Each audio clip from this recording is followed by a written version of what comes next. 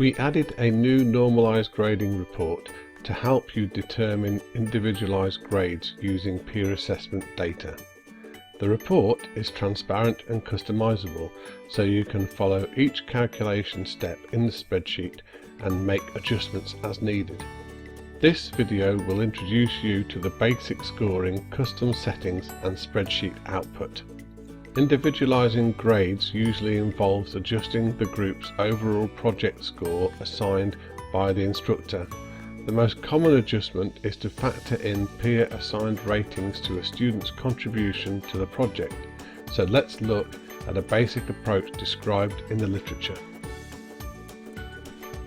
In our example, the blue group has 5 members. They submitted their group project and the instructor gave them a score of 100 points. Also, the students completed a peer assessment rating each other's contributions on a scale from 1 to 5. Now, Amy received a perfect score of 5.0 from her peers. Ed has an unperfect score of 1.0 from his. To individualize their grades, we want to use the peer assigned ratings to adjust the group's project score of 100 points. First, we take the average for the group of 3.16 and find each individual's grading factor by dividing their peer average by the group's peer average. This distributes their individual scores around a mean of 1.0. Individualized project grades are found by multiplying this factor by the group's project score. Now, this raw individual score may meet your course needs. However, various adjustments are often called for. One is to include some points as an incentive to complete the assessment. Another adjustment is limiting how much impact peer ratings can have on student scores. Let's look at an example.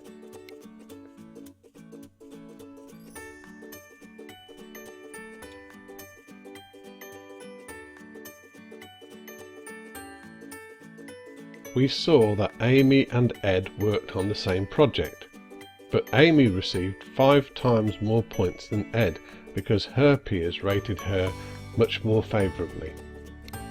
So she has a grade of 158 versus Ed's 32. An instructor may feel that the peer judgments had too much weight on the student grades.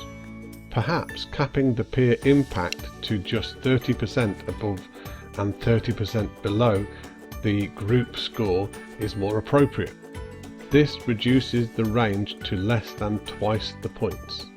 Or instead, perhaps your grading rules state that no individual can receive extra points from the peer assessment, but low peer ratings can force a student to lose up to 50% of their points. Peerassessment.com lets you easily make these adjustments before running the report. If we click on the settings here,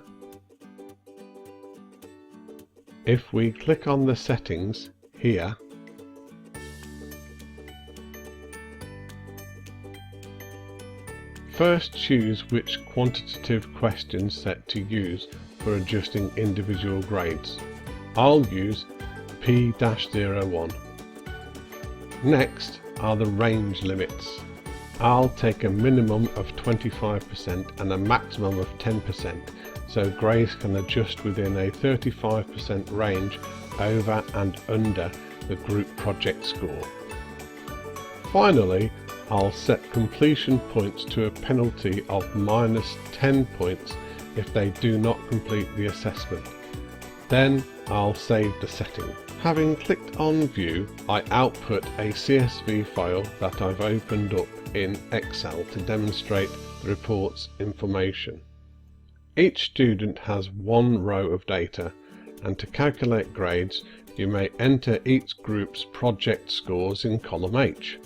I'll just go ahead and put in the first one, then copy that down.